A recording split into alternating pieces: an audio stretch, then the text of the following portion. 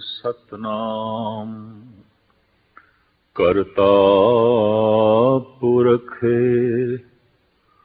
निर्भव निर्वैर अकाल मूरत अजूनी सैभं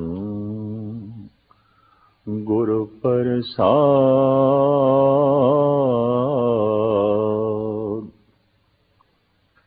घर ही में अमृत भरपूर है, मन मुखा साध न पाया।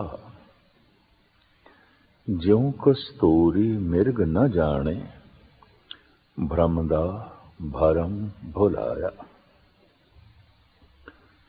मनुख दे प्राणां विच जिहड़ी प्रबल प्यास है वो जीवन दी है, सदैवी जीवन दी है।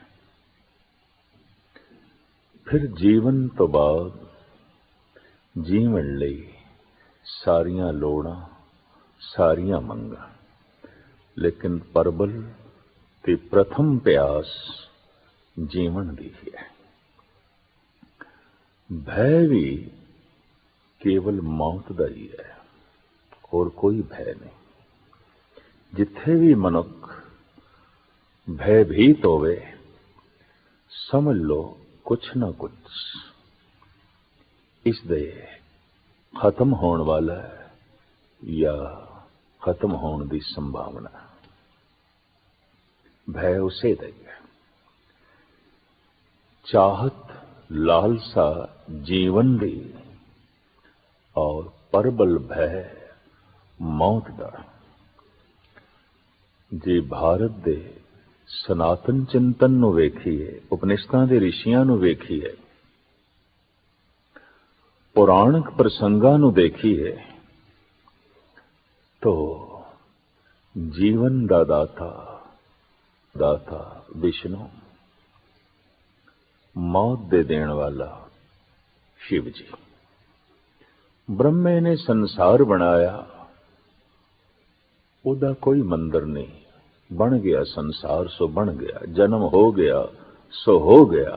हुण ते लालसा जीवन दी ते भय मौत दा, तो सारे देश दे विच विष्णु दी पूजा, शिव जी दी पूजा हिंदू जगत दे विच।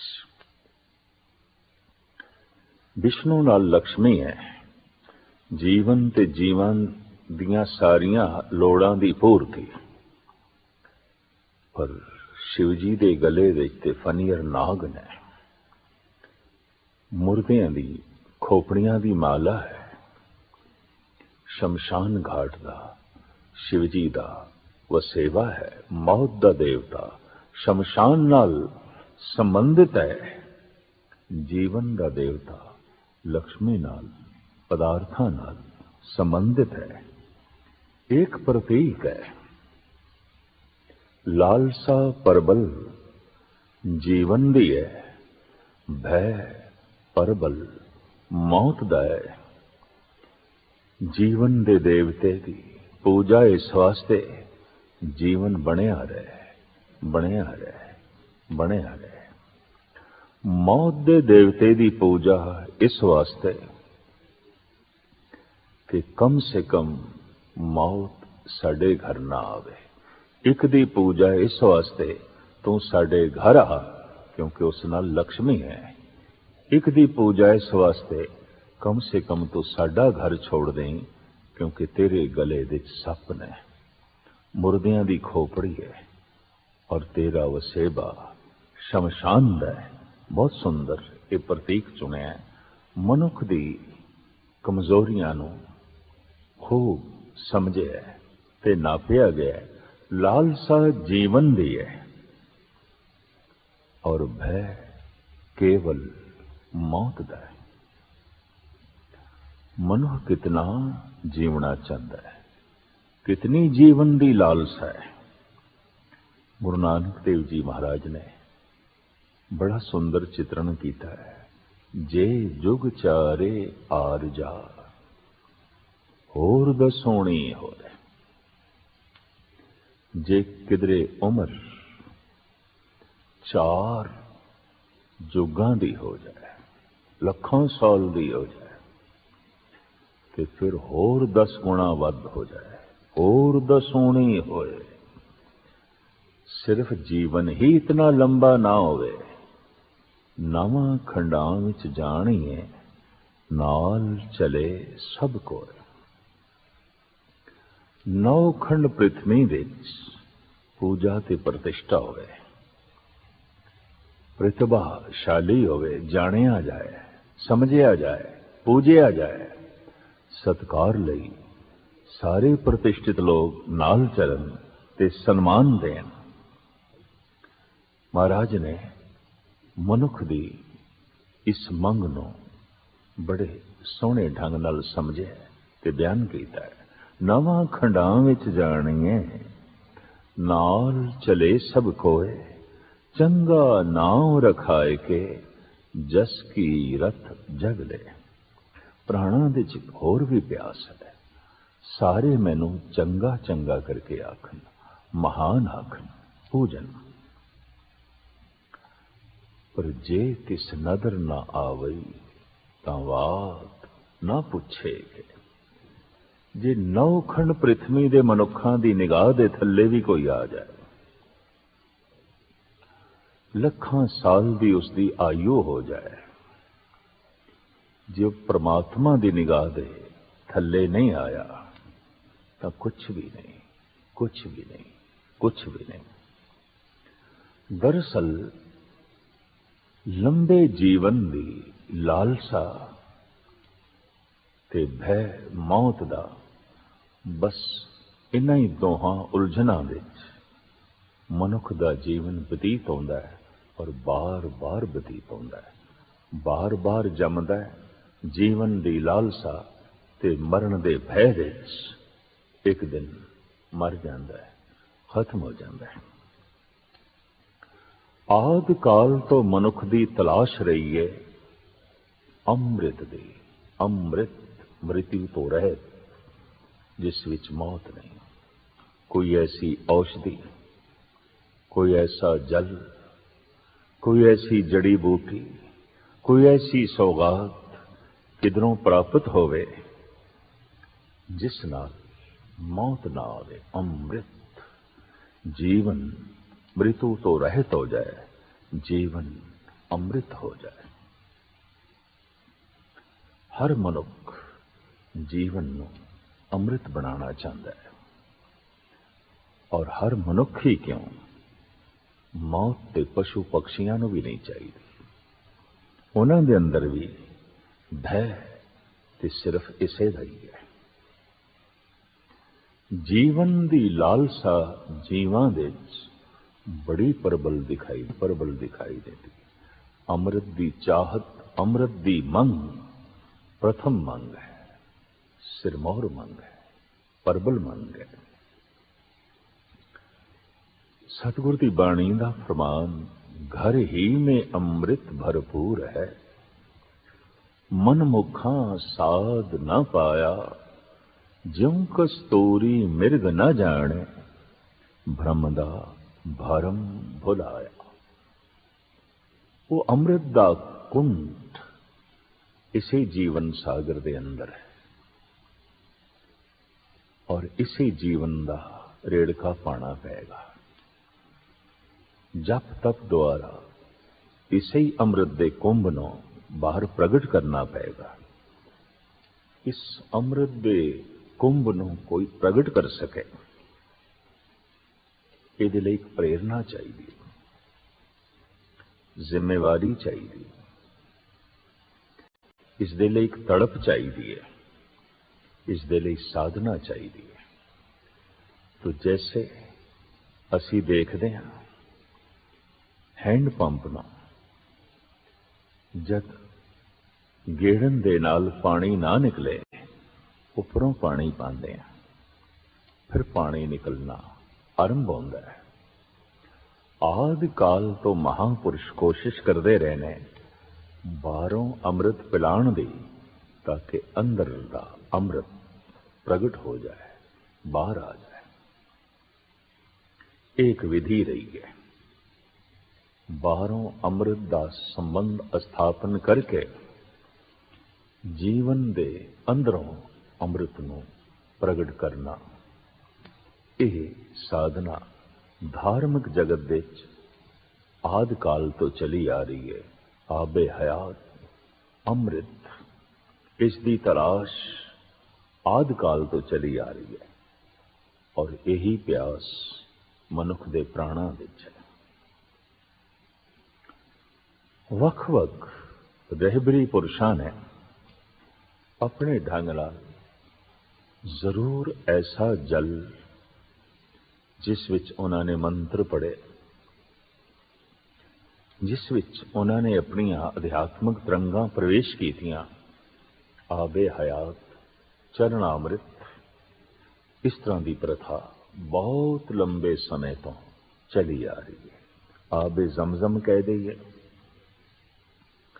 ਜਾਂ ਚਰਨਾਮ੍ਰਿਤ ਕਹਿ ਦਈਏ, ਇਹ ਤੇ ਬਹੁਤ ਪੁਰਾਣੇ ਸਮੇਂ ਤੋਂ ਚਲੇ ਆ ਰਹੇ ਹੈ। ਕਹਿੰਦੇ ਜਪ ਤਪ ਦਾ ਅਸਰ ਪਾਣੀ ਤੇ ਬਹੁਤ ਜ਼ਿਆਦਾ ਪੈਂਦਾ ਹੈ।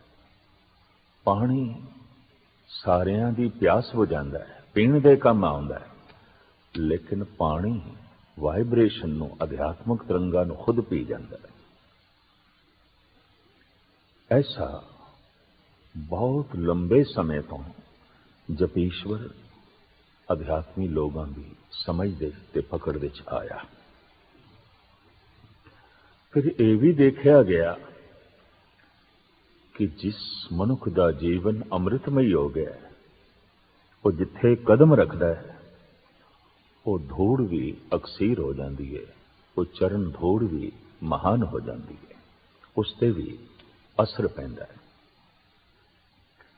ਭਾਰਤ ਵਿੱਚ ਚਰਨਾਮ੍ਰਿਤ ਦੀ ਰਸਮ ਬਹੁਤ ਪੁਰਾਣੀ ਹੈ, ਬਹੁਤ ਪੁਰਾਣੀ। ਸਨਾਤਨੀ ਮੰਦਰਾਂ ਵਿੱਚ ਤੇ ਪ੍ਰਸ਼ਾਦ ਵੀ ਚਰਨਾਮ੍ਰਿਤ, ਚਰਨ ਅੰਮ੍ਰਿਤ, ਚਰਨਾਂ ਦਾ ਧੋਤਾ ਹੋਇਆ ਜਲ। ਕਿਹੜੇ ਚਰਨਾਂ ਦਾ? ਜੋ ਜੀਵਨ ਅੰਮ੍ਰਿਤਮਈ ਹੋ ਗਿਆ, ਉਸਦੇ ਪੈਰ ਅੰਮ੍ਰਿਤਮਈ ਨੇ, ਉਸਦੇ ਹੱਥ ਅੰਮ੍ਰਿਤਮਈ ਨੇ। ਕਿਉਂ ਕਿ ਉਸਦਾ ਜੀਵਨ ਅੰਮ੍ਰਿਤਮਈ ਹੈ, ਉਹਦੀ ਸੋਚਣੀ ਅੰਮ੍ਰਿਤਮਈ ਹੈ, ਉਹਦੀ ਦ੍ਰਿਸ਼ਟੀ ਅੰਮ੍ਰਿਤਮਈ ਹੈ, ਉਹਦੇ ਬਚਨ ਅੰਮ੍ਰਿਤਮਈ ਨੇ। ਇਸ ਵਾਸਤੇ ਉਸਦੇ ਬਚਨਾਂ ਦੀਆਂ ਲਹਿਰਾਂ ਜਲ ਨੂੰ ਛੂ ਜਾਣ ਤਾਂ ਜਲ ਅੰਮ੍ਰਿਤਮਈ ਹੈ, ਔਰ ਉਹ ਜਲ ਕਿਧਰੇ ਅੰਮ੍ਰਿਤਮਈ ਬਣ ਹੋ ਗਿਆ, ਉਹਦੇ ਚਰਨਾਂ ਨੂੰ ਛੂ ਜਾਣ ਤਾਂ ਉਹ ਜਲ ਚਰਨ ਅੰਮ੍ਰਿਤ ਹੈ, ਚਰਨਾਮ੍ਰਿਤ ਹੈ, ਚਰਨ ਅੰਮ੍ਰਿਤ। तो बहुत पुराने समय तो चरणामृत की प्रथा भारत विच प्रचलित सी और अजे भी सनातन जगत विच है। गुरु घर विच भी यही प्रथा सी। चरण धोए रह रास कर, चरणामृत सिखां पिलाया। भाई साहब भाई गुरदास जी ऐसा बयान करते हैं। सिखी का दायरा वधन लग पिया तो चरनामत देण वाले कुछ होर प्रतिष्ठित लोग लभणे सन। तो धर्म गुरु अमरदास जी महाराज ने 22 मंजियां बख्शिश कीतियां। मंजी नूं छोटे तख्त नूं परशियन विच मसनद कहंदे ने ते मसनद दा ही पंजाबी उच्चारण हो गया मसंद। 22 मसंदां दी प्रथा धन गुरु अमरदास जी महाराज ने चलाई। इन्हां विच 3 बीबियां सन, 19 पुरुष सन। वख-वख इलाकियां विच इह सिखी दा प्रचार करके चरनामृत पिला के गुरु घर नाल जोड़ी गए और इस तरह सिखी का वाधा होंदा गया। मनुख की कमजोरी सहजे सहजे इन्हां मसंदां दा कुछ जप तप घटिया, क्योंकि बाहरों पूजा प्रतिष्ठा वधी, अंदरों जप तप घटता गया। ये कोई विरला ही है कि जितनी पूजा प्रतिष्ठा वधे, धन संपदा वधे, उतना ही उसके हिरदे विच धर्म वधे, जप तप वधे, बंदगी वधे, ताकि संतुलन कायम रहे। ऐसा अक्सर घट होंदा है। जैसे धन वधदा है, धर्म घटदा है। जैसे बाहर दे सुख वधदे ने, अंदरूनी सुखां नाल सहजे सहजे मनुख संबंध तोड़दा है। मसंदा ने भी ऐसा ही किया। धन दे घर विच अंबार लग गए, पूजा प्रतिष्ठा 4 कुंटां च होण लग पई। सहजे सहजे गुरु दे सिख बनाण दी थां ते इन्हां दे अंदर ये लालसा जागी, अपने सिख बनाइए, अपने सिख बनाइए, अपनी सिखी दा वादा करिए। लिहाजा कार भेंट जो मिलती सी, गुरुद्वारे बनाण लई, सरोवर बनाण लई, धर्मशालावां बनाण लई, लंगर चलाण लई, उस कार भेंट नूं भी ये पूरे दा पूरा खुद अपने कोल रखण लग पे, गुरु तक नहीं पहुंचाते सन। इन्हां विच कुछ क ने थे गुरु होण दे दावे भी कर दिते। सहजे सहजे भ्रष्ट होंदे गए, लोभ दे मारे हुए वासना विच ग्रसे गए, और वासना दे ग्रसे हुए परबल हंकार विच डुबदे गए। धन गुरु गोबिंद सिंह जी महाराज तक पहुंच के ये मसंद जुल्म ते दुराचार दी इंतहा तक पहुंच गए सन। लिहाजा इस प्रथा नूं धन गुरु गोबिंद सिंह जी महाराज ने खत्म कर दिता। आख्या नहीं, कल्ला मनुख चाहे रसिक है, अनुभवी है, ज्ञानी है, कई दफा हो सकता उसका हाजमा कमजोर होवे और वह पूजा प्रतिष्ठा नूं हजम ना कर सके, बाहर दी धन संपदा नूं हजम ना कर सके।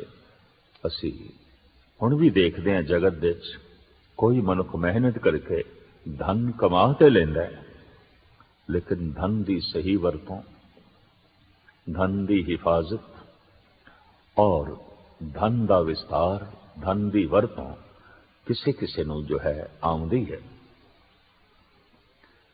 अध्यात्मक आनंद थोड़ा बहुत प्राप्त करके जद मसंद चोटी दे धनाढ़ हो गए, हंकारी हो गए, दुराचारी हो गए, अत्यंत लोभी हो गए, तो धन गुरु गोबिंद सिंह जी महाराज ने ये प्रथा चरनामृत की थां ते खंडे बाटे दा अमृत और बाणी दा अमृत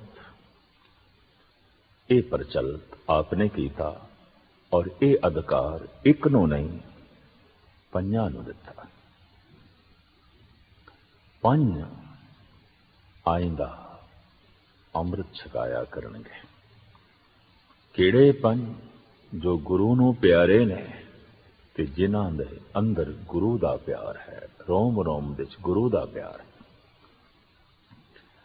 ऐसे पंज जो गुरु नूं प्यारे ने ते गुरु दा प्यार जिन्हां दे अंदर है, वो वारी वारी पंज बाणियां पढ़न। जपजी साहब, जाप साहब, सवैये, चौपई ते आनंद साहब।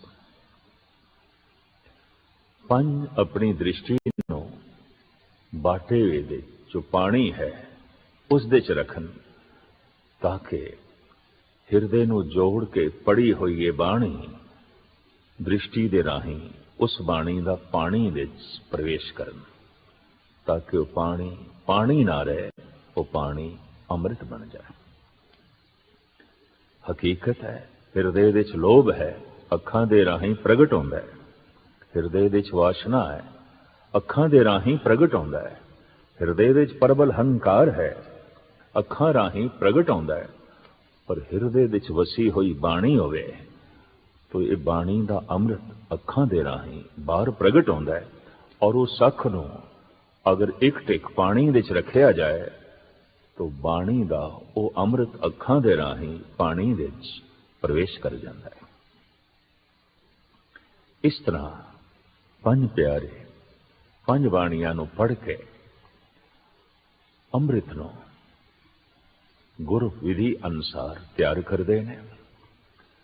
ਇਹ ਪ੍ਰਥਾ ਧੰਨ ਗੁਰੂ ਗੋਬਿੰਦ ਸਿੰਘ ਜੀ ਮਹਾਰਾਜ ਨੇ ਚਲਾਈ। ਵਿੱਚ ਖੰਡਾ ਨਾਲ ਫੇਰੀ ਜਾਣਾ। ਖੰਡਾ ਸ਼ਕਤੀ ਦਾ ਪ੍ਰਤੀਕ ਹੈ, ਜਿਸ ਸ਼ਕਤੀ ਤੋਂ ਹੀ ਸਾਰਾ ਸੰਸਾਰ ਪੈਦਾ ਹੋਇਆ। ਖੰਡਾ ਪ੍ਰਥਮੇ ਸਾਜ ਕੇ ਜਿਨ ਸਭ ਸੰਸਾਰ ਉਪਾਇਆ, ਬ੍ਰਹਮਾ ਵਿਸ਼ਨ ਮਹੇਸ਼ ਸਾਜ, ਉਤਪਤੀ ਦਾ ਖੇਲ ਰਚਾਏ ਬਣਾਇਆ। ਧੰਨ ਗੁਰੂ ਗੋਬਿੰਦ ਸਿੰਘ ਜੀ ਮਹਾਰਾਜ ਦੇ ਬੋਲ, ਇਹ ਸਭ ਕੁਝ ਪਸਾਰਾ ਖੰਡੇ ਤੋਂ ਹੋਇਆ, ਸ਼ਕਤੀ ਤੋਂ ਹੋਇਆ। ਖੰਡਾ ਸ਼ਕਤੀ ਦਾ ਪ੍ਰਤੀਕ, ਉਸੇ ਤੋਂ ਬਾਣੀ ਆਈ ਹੈ, ਉਸੇ ਤੋਂ ਸੰਸਾਰ ਆਇਆ ਹੈ, ਉਸੇ ਤੋਂ ਅੰਮ੍ਰਿਤ ਆਇਆ ਹੈ। ਇਸ ਤਰ੍ਹਾਂ ਬਾਣੀ ਦੇ ਰਾਹੀਂ ਪਾਣੀ ਵਿੱਚ ਸ਼ਕਤੀ ਦਾ ਪ੍ਰਵੇਸ਼, ਪਰਮਾਤਮਾ ਦਾ ਪ੍ਰਵੇਸ਼, ਉਸਦੇ ਰਸ ਦਾ ਪ੍ਰਵੇਸ਼। ਪੰਜ ਪਿਆਰੇ ਫਿਰ ਅਗਾਂਹ ਚੱਲ ਕੇ ਇਸ ਨੂੰ ਛਕਾਉਂਦੇ ਨੇ ਜੋ ਅਬਲਾਸ਼ੀ ਨੇ, ਜਿਨ੍ਹਾਂ ਦੇ ਅੰਦਰ ਅੰਮ੍ਰਿਤ ਦੀ ਤੜਪ ਪੈਦਾ ਹੋਈ ਹੈ। ਇਹ ਇਸ ਤਰ੍ਹਾਂ ਹੈ ਜਿਵੇਂ ਕਿਸੇ ਬੱਚੇ ਨੇ ਸਕੂਲ ਵਿੱਚ ਦਾਖਲਾ ਲੈਣਾ ਹੈ, ਤਾਂ ਉਸ ਨੂੰ ਸਕੂਲ ਦੀ ਯੂਨੀਫਾਰਮ ਪਹਿਨਣੀ ਪੈਂਦੀ ਹੈ, ਦਾਖਲਾ ਲੈਣਾ ਪੈਂਦਾ ਹੈ, ਐਡਮਿਸ਼ਨ ਫੀਸ ਵੀ ਦੇਣੀ ਪੈਂਦੀ ਹੈ, ਦਾਖਲਾ ਫੀਸ ਵੀ ਦੇਣਾ ਪੈਂਦਾ ਹੈ। ਸ਼ੁਰੂਆਤ ਵਿੱਚ ਧੰਨ ਗੁਰੂ ਗੋਬਿੰਦ ਸਿੰਘ ਜੀ ਮਹਾਰਾਜ ਨੇ ਫੀਸ ਸੀਸ ਦੀ ਮੰਗੀ ਸੀ, ਸਿਰ ਦੇ। ਵਿਸਾਖੀ ਵਾਲੇ ਦਿਨ ਖੁਸ਼ਕਿਸਮਤੀ ਸਹਿਜੇ ਸਹਿਜੇ ਪੰਜ ਤਿਆਰ ਹੋ ਗਏ ਇਹ ਫੀਸ ਦੇਣ ਨੂੰ। ਤੇ ਇਹ ਸੀਸ, हे ਗੁਰਦੇਵ, ਜਿਸ ਦਿਨ ਤੁਹਾਡੇ ਚਰਨਾਂ ਤੇ ਰੱਖਿਆ ਸੀ, ਅਸੀਂ ਉਸ ਦਿਨ ਦਾ ਹੀ ਸਮਝ ਲਿਆ ਸੀ ਤੁਹਾਡਾ ਹੈ, ਤੁਹਾਡਾ ਹੈ, ਤੁਹਾਡਾ ਹੈ। ਇਸ ਤੋਂ ਬਾਅਦ ਜਦ ਪੰਜ ਪਿਆਰਿਆਂ ਨੇ ਇਹ ਪ੍ਰਥਾ ਚਲਾਈ ਧੰਨ ਗੁਰੂ ਗੋਬਿੰਦ ਸਿੰਘ ਜੀ ਮਹਾਰਾਜ ਦੇ ਹੁਕਮ ਦੇ ਮੁਤਾਬਕ, ਤਾਂ ਇੱਥੇ ਵੀ ਭਾਵ ਉਹੀ ਰੱਖਣਾ ਹੈ, ਸੀਸ ਗੁਰੂ ਦਾ ਹੈ। ਇਸ ਵਾਸਤੇ ਜਦ ਸੀਸ ਗੁਰੂ ਦਾ ਹੈ ਤਾਂ ਸੀਸ ਗੁਰੂ ਵਰਗਾ ਹੋਵੇ, ਇਸ ਵਿੱਚ ਸੋਚਣੀ ਪ੍ਰਮਾਤਮਾ ਦੀ, ਇਹਦਾ ਸਰੂਪ ਗੁਰੂ ਵਰਗਾ। ਇਸ ਤਰ੍ਹਾਂ ਗੁਰੂ ਘਰ ਵਿੱਚ ਚਰਨਾਮਤ ਦੀ ਥਾਂ ਤੇ ਖੰਡੇ ਬਾਟੇ ਦੀ, ਅੰਮ੍ਰਿਤ ਦੀ ਜੋ ਹੈ ਪ੍ਰਥਾ ਚਲੀ, ਔਰ ਇਹ ਧੰਨ ਗੁਰੂ ਗੋਬਿੰਦ ਸਿੰਘ ਜੀ ਮਹਾਰਾਜ ਨੇ ਜੋ ਹੈ ਚਲਾਈ। ਲੇਕਿਨ ਜਦੋਂ ਆਪਨੇ ਪ੍ਰਥਾ ਤਿਆਰ ਕੀਤੀ तो देखना भी चाहया कि वाकई ये हुण सिंह अगे सिंह सजा सकणगे, अमृत छका सकणगे। तो जैसे एक उस्ताद बच्चों नूं पढ़ाउण लई खुद पढ़दा है, पहले खुद पहाड़े पढ़दा है, नाल बच्चों नूं पढ़ाई जांदा है। फिर ऐसा है बच्चों नूं कहंदा है हुण तुसीं सुणाओ, मैं सुनना। पहले आप वक्ता होंदा है, बच्चे श्रोता होंदे ने, फिर बच्चे वक्ता बनते ने, उस्ताद श्रोता बनता है। ये देखण लई कि वाकई बच्चा निपुण हो गया, छकाया पहले अमृतमयी गुरु गोबिंद सिंह जी महाराज ने अमृत, और इस तरह पंज प्यारे तैयार किए। फिर देखना चाहया वाकई ये प्यार नाल भर गए ने, ये महान हो गए ने, और जो कार्य मैं चाहना इसनूं वे कर सकणगे। तो आखिया हुण मैनू अमृत छकाओ, तुसी मैनू सीस भेंट कीता सी, मैं सरबंस भेंट करांगा, मैं सब कुछ भेंट करांगा। मोह ग्रह में मन ते तन ते धन लो सिर है, सब ही इन ही को। मेरे घर विच मन करके तन करके धन करके जो कुछ भी है सब कुछ थोड़ा, सब कुछ थोड़ा। और जब पंजा ने अमृत छकाया है, गुरु गोबिंद सिंह जी महाराज की मंग बड़े सुंदर बोल ने ग्रंथ दे सतगुर इन्हां पंजां कोल अमृत दी ਦਾਤ ਮੰਗਦੇ ਨੇ। ਪੰਜਾਂ ਨੂੰ ਸਾਫ਼ ਕਹਿੰਦੇ ਨੇ, ਸਿੱਖ ਸੋ ਰਹਿਤ ਪੰਜ ਜੋ ਮਿਲੇ, ਮਮ ਸਰੂਪ ਸੋ ਜਾਨੋ ਭਲੇ, ਸਿੱਖ ਪੰਚੋਂ में मेरो वासा, पूर्ण करो धरो जय आसा। इन्हां ਪੰਜਾਂ ਵਿੱਚ ਮੇਰੀ ਝਲਕ ਹੈ। ਇਹ ਪੰਜਾਂ ਦਾ ਸਰੂਪ ਮੇਰਾ ਹੀ ਸਰੂਪ ਹੈ। ਇਹਨਾਂ ਵਿੱਚ ਤੇ ਮੇਰੇ ਵਿੱਚ ਕੋਈ ਭੇਦ ਨਹੀਂ ਰਿਹਾ। ਧੰਨ ਗੁਰੂ ਗੋਬਿੰਦ ਸਿੰਘ ਜੀ ਮਹਾਰਾਜ ਇਹਨਾਂ ਪੰਜਾਂ ਕੋਲ ਅੰਮ੍ਰਿਤ ਦੀ ਦਾਤ ਮੰਗਦੇ ਨੇ। ਅਬ ਅੰਮ੍ਰਿਤ ਛਕਾਓ ਜੈਸੇ ਤੁਮ ਲੀਨ। ਜਿਸ ਤਰ੍ਹਾਂ ਇਹ ਅੰਮ੍ਰਿਤ ਲੈਣੇ ਨੇ ਗੁਰੂ ਨਾਨਕ ਪਾਸੋਂ ਪ੍ਰਾਪਤ ਕੀਤਾ ਸੀ, ਇਸ ਤਰ੍ਹਾਂ ਮੈਂ ਤੁਹਾਡੇ ਕੋਲੋਂ ਪ੍ਰਾਪਤ ਕਰਨਾ ਹੈ। ਔਰ ਵਾਕਈ ਜਦ ਪੰਜਾਂ ਨੇ ਛਕਾਇਆ, ਸਤਿਗੁਰ ਪ੍ਰਸੰਨ ਹੋਏ। ਹਾਂ, ਤੁਸੀਂ ਸੰਪੰਨ ਹੋ ਗਏ, ਵਾਕਈ ਤਿਆਰ ਹੋ ਗਏ, ਔਰ ਤੁਸੀਂ ਸਿੱਖੀ ਦਾ ਸਹੀ ਪ੍ਰਚਾਰ ਕਰ ਸਕੋਗੇ। ਵਾਕਈ ਜੋ ਗੁਰੂ ਨੂੰ ਪਿਆਰੇ ਨੇ ਤੇ ਗੁਰੂ ਦਾ ਪਿਆਰ ਜਿਨ੍ਹਾਂ ਦੇ ਰੋਮ ਰੋਮ ਦੇ 'ਚ ਹੈ, ਉਹੀ ਅੰਮ੍ਰਿਤ ਛਕਾ ਸਕਦੇ ਨੇ, ਔਰ ਉਹੀ ਵਿਧੀ ਪੂਰਵਕ ਗੁਰੂ ਨਾਲ ਜੋ ਹੈ ਜੋੜ ਸਕਦੇ ਨੇ। ਧੰਨ ਗੁਰੂ ਗੋਬਿੰਦ ਸਿੰਘ ਜੀ ਮਹਾਰਾਜ ਦੀ ਜਿਸ ਤੇ ਬਖਸ਼ਿਸ਼ ਹੈ, ਪਿਆਰ ਨਾਲ ਭਰਿਆ ਹੋਇਆ ਹਿਰਦਾ ਹੈ, ਉਹ ਗੁਰੂ ਦਾ ਪਿਆਰਾ ਹੈ। ਅੰਮ੍ਰਿਤ ਛਕ ਕੇ ਉਹਦੀ ਦ੍ਰਿਸ਼ਟੀ ਅੰਮ੍ਰਿਤਮਈ ਹੋ ਜਾਂਦੀ ਹੈ, ਉਸਦੇ ਬੋਲ ਅੰਮ੍ਰਿਤਮਈ ਹੋ ਜਾਂਦੇ ਨੇ, ਉਸਦਾ ਜੀਵਨ ਅੰਮ੍ਰਿਤਮਈ ਹੋ ਜਾਂਦਾ ਹੈ। ਕਿਉਂਕਿ ਅੰਮ੍ਰਿਤ ਛਕਦੇ ਹਾਂ, ਉਸ ਨੂੰ ਰਹਿਤ ਬਹਿਤ ਧਾਰਨ ਕਰਨੀ ਪੈਂਦੀ ਹੈ। ਉਸ ਰਹਿਤ ਦੀ ਜੋ ਵਿਆਖਿਆ ਹੈ ਉਹ ਇਸ ਪ੍ਰਕਾਰ ਹੈ। ਰਹਿਣੀ ਰਹੇ सोई सिख मेरा,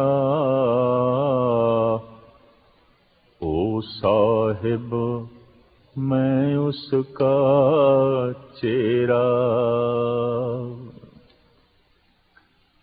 धन गुरु गोबिंद सिंह जी महाराज का हुक्म, रहत प्यारी मुझको सिख प्यारा ना। दरअसल सिख का ਸਰੂਪ ही ਤਾਂ ਬਣਦਾ ਹੈ ਜੇ ਉਸ ਕੋਲ ਰਹਿਣੀ ਹੋਵੇ। ਰਹਿਣੀ ਦੋ ਤਰ੍ਹਾਂ ਦੀ, ਮਾਨਸਿਕ ਤੇ ਸਰੀਰਕ। ਮਾਨਸਿਕ ਰਹਿਣੀ ਹੈ ਬਾਣੀ ਦਾ ਪਾਠ, ਜਪਜੀ ਸਾਹਿਬ, ਜਾਪ ਸਾਹਿਬ, ਸਵਈਏ, ਚੌਪਈ, ਆਨੰਦ ਸਾਹਿਬ, ਹੋਰ ਜਿਤਨੀ ਬਾਣੀ ਪੜ ਸਕੇ।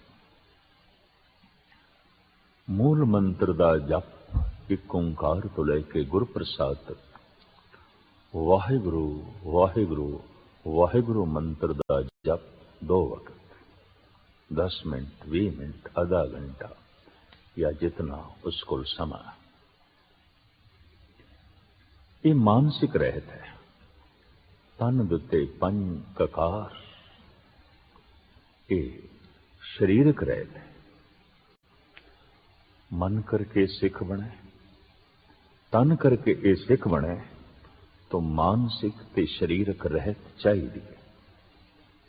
ना मानसिक रहत होवे ना शरीरक, तो धन गुरु गोबिंद सिंह जी महाराज कहते ने, ये सिख मैनू प्यारा नहीं, क्योंकि इसने पाहुल नहीं लई और रहनी नहीं रखी। धरे केस पाहुल बिना देखी मूरख सिख, तिसको दर्शन ना है मेरा, पापी त्यागे दिख। रहतनामे इस तरह के बोलने, ज्यों काहूं पे गधा नवायो, फूल माल ताए मूंड धरायो। खोते नूं इशनान करा के ਉਹਦੇ ਗਲ ਵਿੱਚ ਫੁੱਲਾਂ ਦੀ ਮਾਲਾ ਪਾਵੇ ਔਰ ਉਹਦੇ ਸਰੀਰ ਦੇ ਉੱਤੇ ਚੰਦਨ ਇਤਿਆਦਿਕ ਲਾਵੇ। ਜਿਉਂ ਕਾਹੂ ਤੇ ਗਧਾ ਨਵਾਇਓ, फूल माल ताए मूंड धरायो, तैंकी कर तांकी शोभा नाही, हासी होए होत जग माही। अगर इस तरह करके कोई खोते नूं बाजार विच ले आवे, लोकी उसनूं वडियाण नहीं लगे, बल्कि हसणगे उसते। भई लै खोते नूं इशनान करा के चंदन ला के गले विच फुल्लां दी मालां पवा के लैके आ गया। तैंकी कर तांकी शोभा नाही, हासी होए होत जग माही। ये प्रमाण किस पर थाई दिता जा रहा है? अगां फरमान करते ने, तिम कुरतियन केस रखाए, कहो कैसे ओ शोभा पाए। इसी तरह जो कुरैती है उसने केस रखे हुए ने, मानो खोते नूं इशनान कराया गया, फुल्लां दी मालां पवाई गई है, चंदन आदक लाया गया, बस खोते दा खोता है। ते हिरदे दी बनावट बनेगी बाणी नाल, मूल मंत्र दे जप नाल, गुरमंत्र दे जप नाल। उत्थे शरीर सिखी दा स्वरूप पेश करेगा इन्हां पंज ककारां नाल। कक्का के, इस दी आवाज जो पर्शियन उर्दू दे अल्फाज विच है, अल्फाबेट विच उसनूं कहंदे ने काफ। तो भाई साहब भाई नंद लाल जी फारसी दे ही आलम फाजिल गजनी तो आए, लिहाजा उन्हां दे बोल, उन्हां दी बाणी सारी दी सारी फारसी दे च।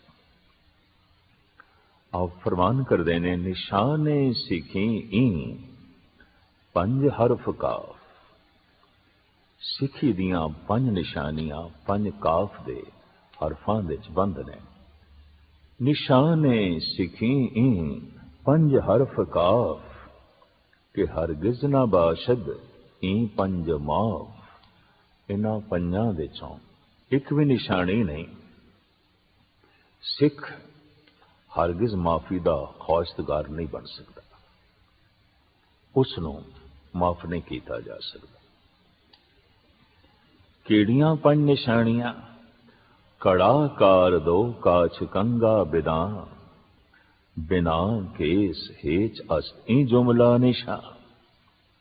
कड़ा, कार दो कृपान, काच कछैरा, कंगा बिदा, बिना केस हेच अस्त ई जुमला निशा। पर केसां तो बिना बाकी चार निशानियां परवान नहीं। जैसे लाड़े तो बिना बरात नहीं शोभा पांदी, केसां तो बिना कड़ा कछैरा कंगा। कड़ा ये शोभा नहीं पांदा। इन्हां दी शोभा, कृपान दी शोभा, कड़े दी शोभा, कछैरे दी शोभा, कंगे दी शोभा केसां करके, केस मूल ने। क्योंकि राजे परीक्षित तो साडे देश विच केसां दा मुंडन आम चल पिया सी। भावें सब तो प्रथम उसने केसां दा मुंडन उन्हां ब्राह्मण, जिन्हां ब्राह्मणां ने राजे जनमेजे दी महाराणी दी हस के बेपती की थी। वो किधरे जोर दी हवा नाल नगन होई ते सारे दे सारे हस पे। जनमेजे ने इन्हां दे सिर मुन दिते, कुछ कतल कीते, बुथेरियां दे सिर मुने। इस तरह सिर नूं मुनना, मुंडन करना एक बहुत वड्डी सजा सी, बहुत वड्डी सजा। उस वक्त जनमेजे ने इस सजा ही दी। कलगीधर पिता ने सारा प्रसंग 10वें ग्रंथ विच लिखिया। प्रथम बांध के सब के मूंड मुंडाए, उनर ए डुआ सीस तांके लगाए। इन्हां ब्राह्मणां नूं बन के उन्हां दे सीस मुन दिते, मुंडन कर दिता कि उन्हां ने घोर बेअदबी की सी। फिर इन्हां नूं छोड़ दिता इतनी वड्डी सजा देके। जिन्हां नूं छोटी सजा दी उन्हां नूं तो सजाए मौत दी, पर जिन्हां नूं वड्डी सजाए दी उन्हां दा मुंडन किया, जीवदियां ही मार दिता। ये ब्राह्मण जिधर जिधर गए लोगों ने पूछा, थोड़ा जोड़ा, थोड़ा दाड़ा, थोड़े केस। तो इन्होंने ये कहा पिता गुजर गया, किसी ने कहा मां गुजर गई। हाँ, ऐसा करना पे, ये सोग धारण करना पे। अज भी बिल्कुल सफा चट मुंडन करा के कोई बाहर आ गया बाजार विच, ऐसा समझा जाता है या मां गुजर गई है या पिता गुजर गया है। ये मुंडन सोग की निशानी सी, दुख की निशानी सी, मौत का प्रतीक सी। सहजे सहजे जद अध्यात्मक जीवन रहा ना, ते मुंडन आम हो गया। जन्मेजे ने कुछ ब्राह्मणों का मुंडन किया सी, इन्हां करके इंज कह लो सारे देश का मुंडन हो गया। केस एक ऐसी सुरक्षा ने, जद कोई नाम जपदा है हिरदे की बनावट बनेगी बाणी नाल, मूल मंत्र दे जप नाल, गुरमंत्र दे जप ना हो जाए, चला ना जाए, केस मदद करते हैं। केसां दे चों भी निकले ना, जल्दी ना खारज होवे, तो दस्तार मदद कर दी है। इस वास्ते बाकी पहरावा जो असी तन ते पहनते हैं समाजिक है, दस्तार धार्मिक है। सिखी ई पंज हरफ ते हिरदे की बनावट बनेगी बाणी नाल, मूल मंत्र दे जप नाल, गुरमंत्र दे जप नाल। उत्थे शरीर सिखी का स्वरूप पेश करेगा। इन्हां पंज ककारां जैसे असी देखते हैं, नर मुर्गा, तोता, कबूतर मदीन नालों ज्यादा खूबसूरत ने, प्रकृति ने शिंगारिया है। दाड़ा कुदरत का दिता होया एक शिंगार है। इस वास्ते आदि काल तो पुरुष की शिंगार विच रुचि नहीं रही, स्त्री की ही शिंगार विच रुचि रही, क्योंकि उसने पुरुष का मुखड़ा शिंगारिया होया वेख्या। तो इत्थों प्रेरित होके उसने अपना मुखड़ा भी अपने ढंग नाल संवारना, शिंगारना आरंभ किया। इसनूं ते मनो विज्ञानिक भी तस्लीम करते हैं। खैर, दुनिया का सब तो खूबसूरत पुरुष अगर कोई है तो दाड़े केस वाला है, ऐसा अज दे कुछ विचारक भी मनते हैं। तो सीस दे ए केस रहतां विच सिरमौर रहत ने ऋषि मुनिया की रूप रेखा।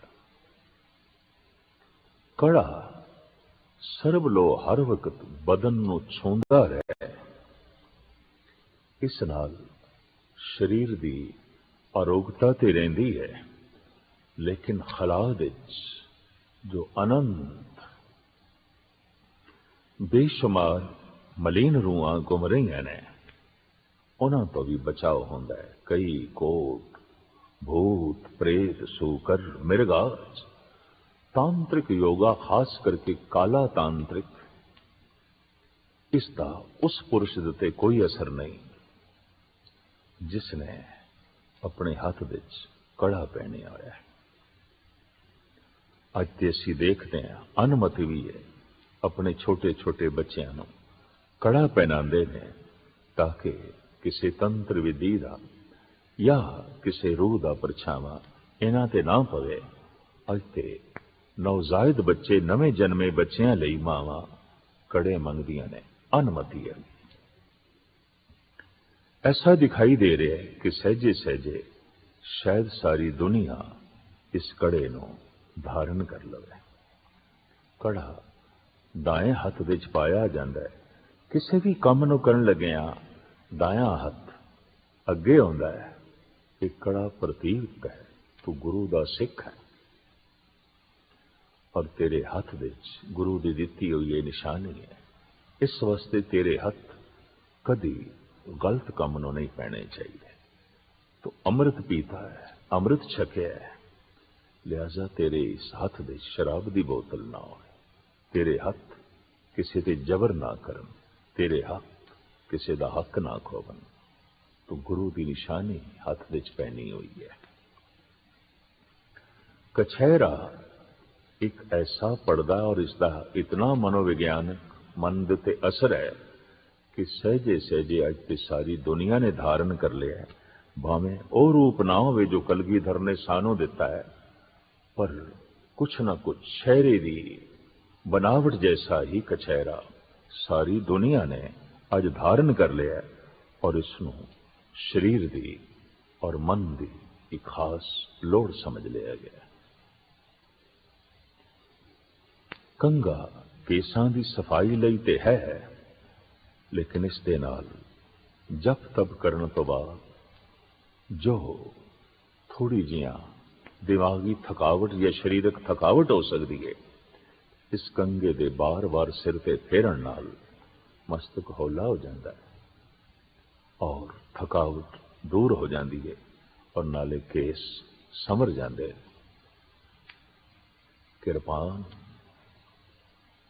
ठीक है, अज हाइड्रोजन बम तो भी मनुख अगे लंघ गए और कुछ तर्कशील ऐसा कहते हैं कि इस एटम बम हाइड्रोजन बम के जमाने ये निक्की जी किरपान की मैंने रखती है जो सिख जगत ने पहनी हुई है, जो कलगीधर ने दी है और पहनना लाजमी करार दिता है। दरअसल ये किरपान एक प्रतीक है, मन दे ते इसदा असर है कि तू केवल संत नहीं सिपाही भी है। केस संत दा स्वरूप पेश करते हैं, किरपान सिपाही दा रूप पेश करती है। इस तरह धन गुरु गोबिंद सिंह जी महाराज ने मनुख नूं संत सिपाही बनाया। गुरु नानक देव जी महाराज तो लेके धन गुरु तेग बहादुर साहब जी महाराज तक यतनशील रहे मनुख नूं संत बनाने दे। इसे ही संत नूं धन गुरु गोबिंद सिंह जी महाराज ने सिपाही बनाया। जद कोई संत सिपाही बनता है, उसके हथों मजलूम की रक्षा होती है, मुल्क की तामीर होती है, कमजोरां की उसारी होती है। और जद कोई केवल सिपाही है, संत नहीं, उसके हथ मजलूमां की गर्दन कटते हैं।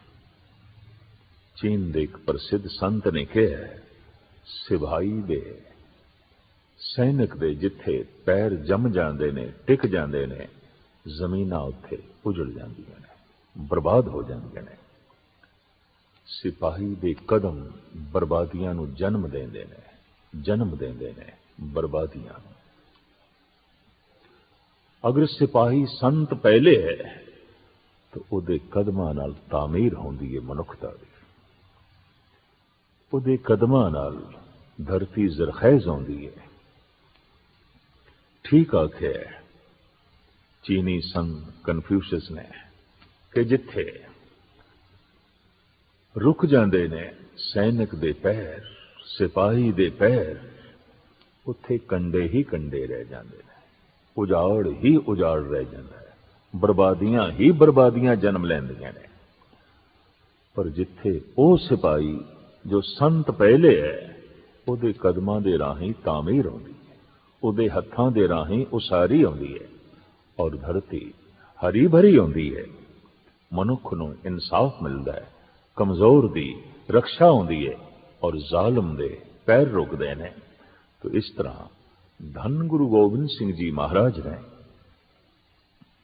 संत नूं सिपाही बनाया और सिपाही दा प्रतीक है शस्त्र। तो शस्त्र पहना दिता। किरपान इस वास्ते पहननी है कि इस छोटी जी किरपान नाल कोई मैदानी जंग दे च लड़ना नहीं, पर यह छोटी जी किरपान एहसास करांदी रहे कि असी सिपाही हाँ, सिपाही हाँ।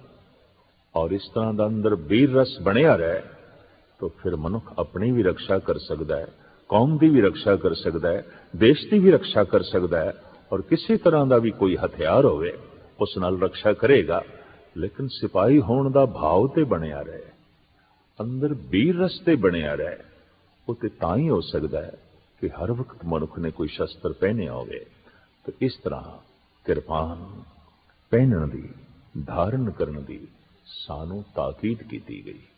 भाई साहब भाई नंद लाल कहने निशाने सीखी ई पंज हरफ काफ कि हरगिज ना बाशद ई पंज माफ कड़ाकार दो काच कंगा बिना बिना केस हेच अस्त ई जुमला निशान।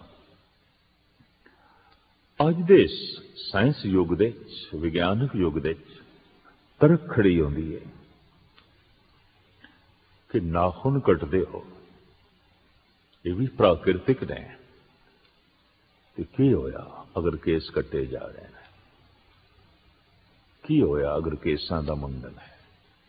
आखिर नाखूनां दा भी तो मुंडन करदे ही है। नाखूनां दा वो हिस्सा कटिया जाता है जो मुर्दा ने मर चुके ने। जिवें घर विच गया चलाना कर गया तो मुर्दे नूं घर दे च नहीं रखते,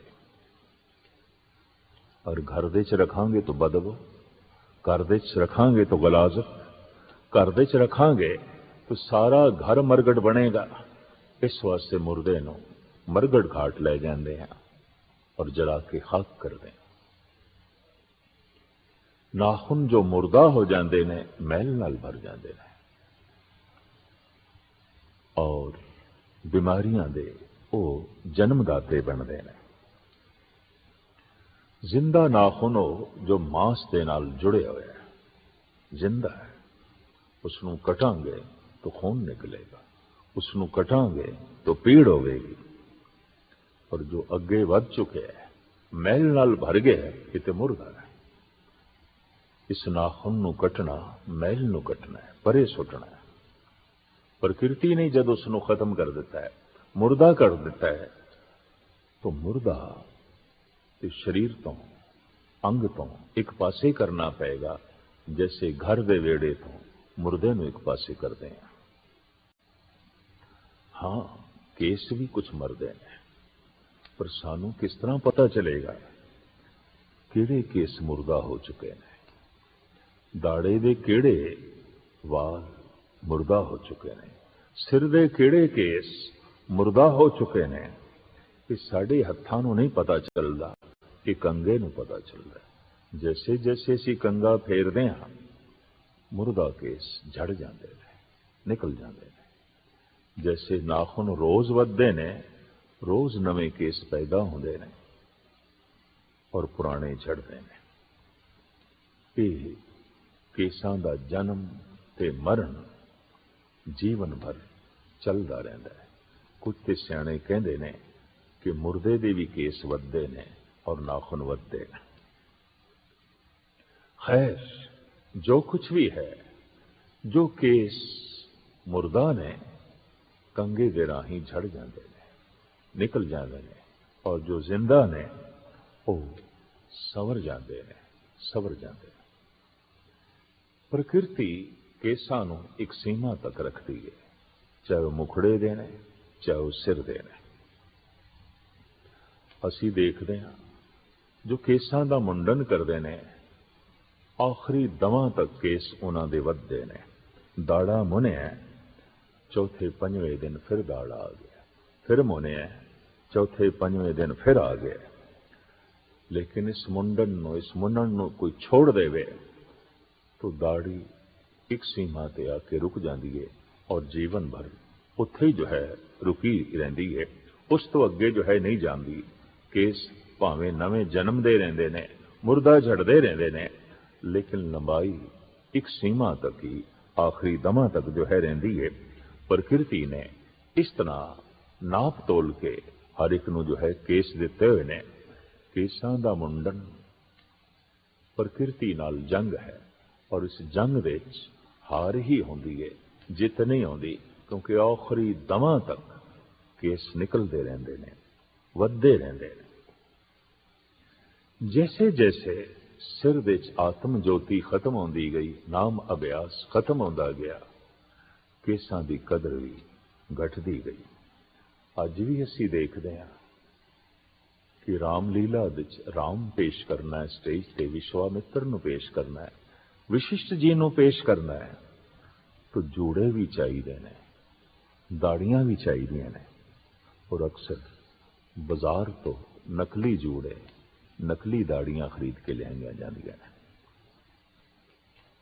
ਅਸੀਂ ਇਸ ਗੱਲ ਦਾ ਮਾਣ ਕਰ ਸਕਦੇ ਹਾਂ ਕਿ ਸਾਡੇ ਸਿਰ ਤੇ ਜੂੜਾ ਅਸਲੀ ਹੈ ਰਾਮ ਵਰਗਾ, ਸਾਡੇ ਮੁਖੜੇ ਤੇ ਦਾੜਾ ਅਸਲੀ ਹੈ ਵਿਸ਼ਵਾਮਿਤਰ ਜੈਸਾ, ਵਿਸ਼ਿਸ਼ਟ ਜੈਸਾ, ਅਵਤਾਰਾਂ ਦਾ ਸਰੂਪ, ਰਿਸ਼ੀ ਮੁਨੀਆਂ ਦਾ ਸਰੂਪ ਧੰਨ ਗੁਰੂ ਗੋਬਿੰਦ ਸਿੰਘ ਜੀ ਮਹਾਰਾਜ ਨੇ, ਧੰਨ ਗੁਰੂ ਨਾਨਕ ਦੇਵ ਜੀ ਮਹਾਰਾਜ ਨੇ ਸਾਡੀ ਝੋਲੀ ਦੇ ਚ ਪਾਇਆ ਹੈ। ਹਾਂ, ਜਦ ਕੋਈ ਰਿਸ਼ੀ ਹੋਣ ਤੋਂ, ਮੁਨੀ ਹੋਣ ਤੋਂ, ਸੰਤ ਹੋਣ ਤੋਂ ਥੱਲੇ ਜਾਂਦਾ ਹੈ, ਮਨੁੱਖਤਾ ਤੋਂ ਥੱਲੇ ਗਿਰਦਾ ਹੈ, ਤੇ ਜਦ ਥੱਲੇ ਹੀ ਗਿਰ ਗਿਆ ਤਾਂ ਫਿਰ ਹੁਣ ਕੇਸਾਂ ਦੀ ਲੋੜ ਵੀ ਨਹੀਂ। ਅੱਜ ਸਾਰੀ ਦੁਨੀਆ ਵਿੱਚ ਕੇਸਾਂ ਦਾ ਮੁੰਡਨ ਹੈ। ਥੋੜੀ ਜਿਹੀਆਂ ਕੌਮ ਜਿਸ ਨੂੰ ਅਸੀਂ ਸਿੱਖ ਕਹਿੰਦੇ ਹਾਂ, ਕੇਸ ਇਸ ਕੋਲੀ ਦਿਖਾਈ ਦਿੰਦੇ ਨੇ, ਜਾਂ ਕੋਈ ਥੋੜਾ ਜਿਹਾ ਸਾਧੂ ਸਮਾਜ। वैसे बगौर मुताला करिए मोहम्मद साहब केसाधारी सन, हजरत ईसा केसाधारी सन, और इसे तरीके नाल भारत के तमाम ऋषि मुनि अवतारी पुरुष केसाधारी सन। और सिर्फ केसाधारी नहीं, बहुते अवतारी पुरुष शस्त्रधारी भी सन। जैसे धनुष्मान श्री राम कोल है, जैसे सुदर्शन चक्र श्री कृष्ण कोल है, जैसे तलवार मोहम्मद साहब दे जो है हथ दे च है, और इसे तरीके नाल परशुराम कोल कुलाड़ा है, बरछा है, हनुमान दे कोल गदा है, गधा विष्णु जी कोल भी है। और इस तरीके नाल असी देखते हैं बहुते अवतारी पुरुष पैगंबरी पुरुष धारी ने, केसाधारी ने, जैसे जैसे पैगंबरां नूं अवतारां नूं मनना घटदा गया, उन्हां दा सत्कार सन्मान घटदा गया, क्योंकि जितनी मिकदार दे च मनुख दा अहंकार वधदा है, उतनी ही मिकदार दे च अवतार दा सत्कार घटदा है। ते जिस दे लई कोई सत्कार नहीं रहा, आदर नहीं रहा, उस दे पिछे चलन दी लोड़ की है। हाँ, कदी कदी नकली राम बन के चलो सामने एक तमाशा कर दिता, नकली जूड़ा सिर ते रख के, नकली दाड़ा मुखड़े ते लगा के इस तरह नकल पेश कर देती। लेकिन ये पेश करना भी इस गल का सबूत है कि जूड़ा केस इन्हां अवतारी पुरुषों ने धारण किए हुए सन।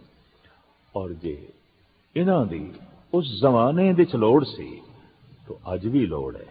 अगर अज लोड़ नहीं है तो फिर जूड़े तो बिना ही राम पेश करना चाहिए, दाड़े तो बिना विश्वामित्र ते विशिष्ट नूं स्टेज ते पेश करना चाहिए है। ऋषि मुनियां दा स्वरूप, पैगंबरां दा स्वरूप, गुरु अवतारां दा स्वरूप धन गुरु गोबिंद सिंह जी महाराज ने सानू प्रदान किया, और प्रदान करके साफ आग दिता, खालसा मेरो रूप है खास, खालसे मैं हूं करो निवास। जिवें चंगी औलाद मां बाप दे नाम नूं रोशन कर दी है, तिवें धन गुरु गोबिंद सिंह जी महाराज कहते हैं, ऐ खालसा तेरा जीवन इतना उच्चा है और तू ऐसा संत स्वरूप बने है, तू मैनू चार चंद ला दिते ने, तू मैनू सजा दिता है मान नाल सतगुरु। इत्थे तक कहते ने, इन्हीं की कृपा के सजे हम हैं, नहीं तो मोह से गरीब करोड़ परे हैं। किसी को शक ना पवे कि खुशामद की जा रही है या गल वधा के आखी जा रही है, तो महाराज कहते या में रंच न मिथ्या बाकी, पार ब्रह्म गुरु नानक साखी। मैं पार ब्रह्म गुरु नानक नूं साखी करके कह रहे हैं, साक्षी करके कह रहे हैं, गवाही दे के कह रहे हैं कि तेरे विच ते मेरे विच कोई भेद नहीं, तू मेरा रूप हो गया मन करके तन करके। जब वाकई बाणी हिरदे च प्रवेश कर जाए, रोम रोम दे च प्रवेश कर जाए, तो हिरदा गुरु वर्गा बन गया। और तन देते जब ककार धारण कर ले तो तन गुरु वर्गा बन गया। तो गुरु नूं मान नाल कहना पैंदा है, ये मेरा अपना रूप, ये मेरा अपना रूप। और धन गुरु गोबिंद सिंह जी महाराज ने खालसे दा ਸਤਕਾਰ ਕਰਨਾ ਪੈਂਦਾ ਹੈ।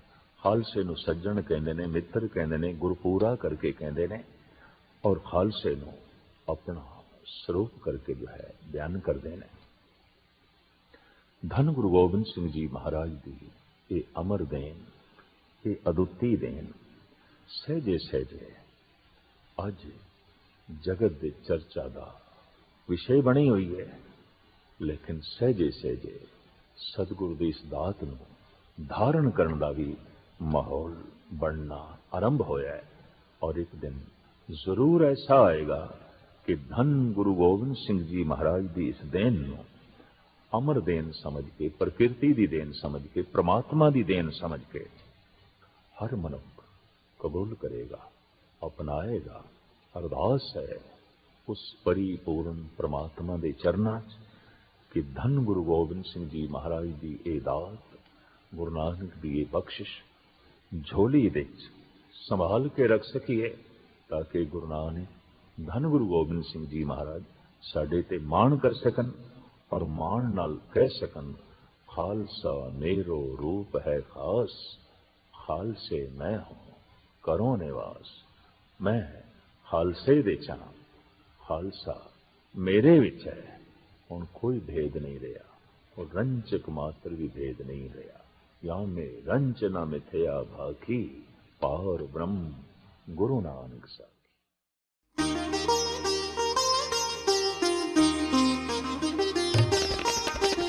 ज्ञान दासागर ज्ञान दा